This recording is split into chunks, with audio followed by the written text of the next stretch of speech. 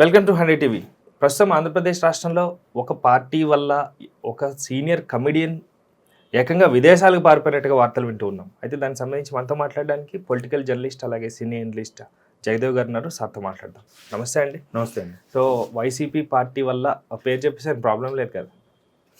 YCP party వల్ల ఒక famous comedian ఒకనప్పుడు వెలిగి పార్టీ కన్నా కూడా ఆయన చేసిన కార్యకలాపాల వల్ల ఫేమస్ అయ్యి ఇప్పుడు ప్రస్తుతం విదేశాలకి పారిపోయాడంట, భయపడి పారిపోయాడు అన్నట్టుగా వార్తలు వింటున్నాం. అసలు ఏం సార్ అది? దానికి సంబంధించి ఎవరు అది ఇప్పుడు మీరు చెప్పండి. అది ఎవరు మీరు చెప్పాలి. ఒకటి నేను చెప్పేశాను కదా. దేనికి సంబంధించింది అసలు ఇది?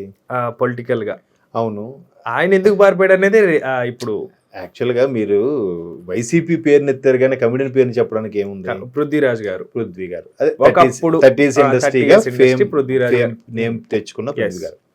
సో పృథ్వీ గారి విషయంకి వస్తే రీసెంట్గా లైలా ఆడియో ఫంక్షన్కి ఈవెంట్కి ఆయన మాట్లాడినప్పుడు ఇట్లా క్లైమాక్స్లో మేకలు ఉంటాయి, ఆ మేకలు కూడా 70 మేకలు 80 మేకలు వస్తాయి, ఆ 70-80 కూడా వెళ్ళిపోయి లాస్ట్లో 11 మిగులుతాయి అన్నట్టు చెప్పాడు. ఇప్పుడు 70-80-150, సో ఇక్కడ 11 అంటే దాన్ని వెంటనే వైసీపీ సోషల్ మీడియాలో వైసీపీకి ఫేవర్గా ఉండేవాళ్ళు దాన్ని వాళ్ళకి ఆపాదించేసుకొని మా గురించే మాట్లాడాడు పృథ్వీ అన్నట్టుగా. ఎందుకంటే గతంలో బ్రో సినిమాకు కూడా శ్యాంబాబు అని చెప్పి అందులో ఉంటుంది ఒకటి. ఆ శ్యాంబాబు టాపిక్ ఏంటంటే స్టెప్ వేయడము, దాన్ని ఏమంటారు, అంబటి రాంబాబు లాగా స్టెప్ వేశారన్నట్టుగా. అంబటి రాంబాబు లాగా స్టెప్ వేశారని బ్రో సినిమాలో కూడా అదొక ఇష్యూ అయిందని అప్పట్లో అంబటి రాంబాబు గారు నేను పవన్ కళ్యాణ్ మీద సినిమాలు తీస్తా, నిత్య పెళ్లి కొడుకు, 3 పెళ్ళిళ్ళు అనే కొన్ని టైటిల్స్ చెప్పి ఏదో చేశారు. సో ఇక్కడ కూడా మళ్ళీ ఈ ఈవెంట్లో 150 మేక పిల్లలు 70-80 ఉంటాయి, మొత్తం మీద 150, చివరికి 11 మిగిలాయి. అంటే ఇప్పుడు 11 సీట్లు వచ్చాయి కదా. 2019లో 150 సీట్లు కానీ చేసినట్టుగా ఫీల్ అయ్యి సోషల్ మీడియాలో ఏదో చేస్తున్నారు.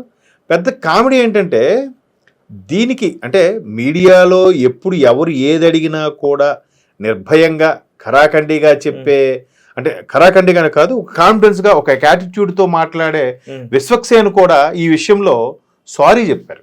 అంటే ఈయన వైసీపీకి భయపడ్డారా? మీకు అర్థమవుతుందా? వైసీపీకి ఎందుకు భయపడ్డారు?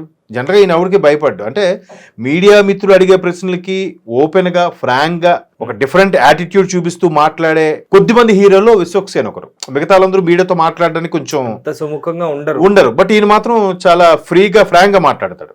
ఎందుకంటే ఆయన్ని అడిగినప్పుడు మీరు మరలా మెగా కాంపౌండ్కి వచ్చారేంటి అని ఒక మిత్రుడు అడిగితే, కాంపౌండ్లు క్రియేట్ చేసింది నేను కాదు, మీరు క్రియేట్ చేశారు. నందమూరి ఫ్యామిలీ బాలయ్య గారికి గెస్ట్గా పిలిస్తే ఆయన కాంపౌండ్ అని, బాసును పిలిస్తే ఈ మెగా కాంపౌండ్ అని మీరు క్రియేట్ చేస్తున్నారు, ఇది మేము పెట్టుకున్న కాంపౌండ్లు కావు అని నొక్కి ఒక్కని చెప్పాడు. సో అటువంటి విశ్వక్సేన్ ఎందుకు సారీ చెప్పారు అంటే భయపడ్డారా వైసీపీకి? ఎందుకంటే ఆల్రెడీ వైసీపీ వాళ్ళు ఒక 25,000 హ్యాష్ ట్యాగులతో సోషల్ మీడియాలో హల్చల్ చేస్తున్నారు. ఏది బాయ్కట్ లైలా రేపు 14న రిలీజ్ అవబోతున్న లైలా సినిమా కోసం. సో ఎక్కడ తన సినిమా ఆడకపోతే ప్రొడ్యూసర్కి నష్టం వస్తుందన్న ఉద్దేశంలో మేబీ ఆయన సారీ చెప్పుండొచ్చు. అయితే ఇక్కడ ఈయన సారీ చెప్పడానికి ప్రధాన కారణం తెర వెనక ఒక బడా హీరో కమ్ నిర్మాత ఉన్నాడు. ఒక పెద్ద హీరో, ఆయన ప్రొడ్యూసర్ కూడా, పెద్ద స్టార్ కూడా. ఆయన అంటే మొన్న ఒక మిత్రుడు ఎక్స్లో పోస్ట్ చేశాడు ఒకటి, ఒక బడా హీరో విశ్వక్సేన్కి వార్నింగ్ ఇచ్చారు అన్నట్టుగా. వార్నింగ్ అంటే నవ్వుకోని వార్నింగ్ ఇచ్చారు. ఏదేమైనా కానీ వెనకాల ఏం జరిగినా అది వార్నింగ్. కాబట్టి తమ్ముడు ఎందుకు నువ్వు వైసీపీ వాళ్ళతో పెట్టుకుంటున్నావు, అసలే వైసీపీ వాళ్ళు తీవ్రవాదులు కంటే ప్రమాదకరమైన వాళ్ళు, అనవసరంగా పెట్టుకుంటున్నాను. అసలు నాకు అర్థం కానిది ఏంటంటే, పోనీ ఆయన పెద్ద హీరో చెప్పాడని విన్నాడా లేదా విశ్వక్సేన్ భయపడ్డాడో తెలియదు కానీ అసలు ఆంధ్రప్రదేశ్లో కూటమి ప్రభుత్వం నడుస్తుందా, ఇప్పటికీ వైసీపీ ప్రభుత్వం నడుస్తుందా నాకు అర్థం అవట్లేదు. ఇప్పుడు పృథ్వీరాజ్ గారు వెళ్ళిపోవడానికి కారణం ఏంటి? ఏదంటే అది క్రియేట్ చేశారు అట్లా. పృథ్వీరాజ్ ఏదో ఈవెంట్, ఇప్పుడు కమెడియన్స్ అదే అలా అటువంటి మంచి జోష్ మీద ఉన్న యాక్టర్స్ అందరూ కూడా ఈవెంట్స్కి, లైవ్ ఈవెంట్స్కి వాటికి వెళ్తుంటారు, అరబ్ కంట్రీస్ కానీ యుఎస్ కానీ అట్లా.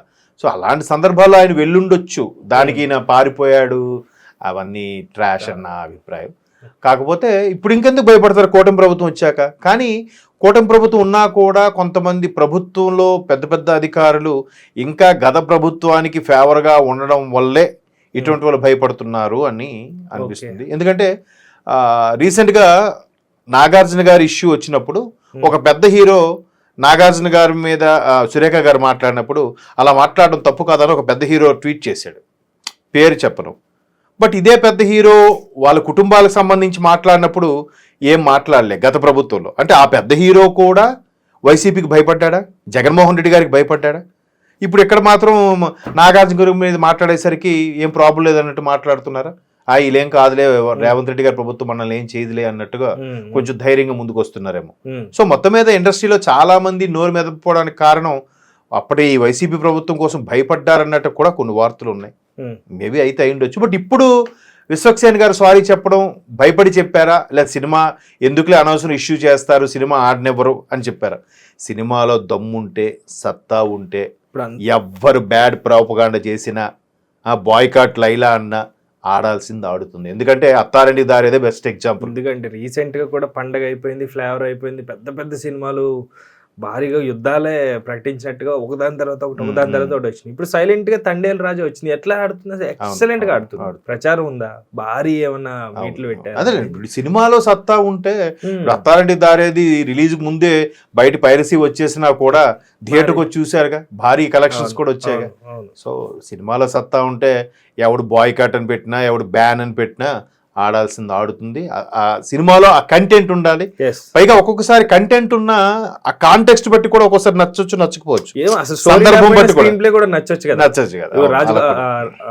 రాజమౌళి గారు అవును ఏమో చెప్పలేం, బట్ ఏదైనా విజువల్ వండర్ చేయాలి, ఏదో మ్యాజిక్ ఉండాలి. ఆ స్టోరీయో, లైనో, సాంగో, డైలాగో ఏదో ఒకటి, ఏదో మిరాకిల్ లాగా జరుగుతుంటుంది. ఓకే, సో అయితే ఇప్పుడు భయపడైతే పోలేదు, బట్ ఏదో పని మీద ఈవెంట్ కో లేదా పర్సనల్ ఇష్యూ మీద అలా తిప్పి ఇలా తిప్పి దొడ్డు గుమ్మానికి కనెక్ట్ చేసిరంటారా? Right, okay, thank you sir, thank you so much, thank you viewers, bye.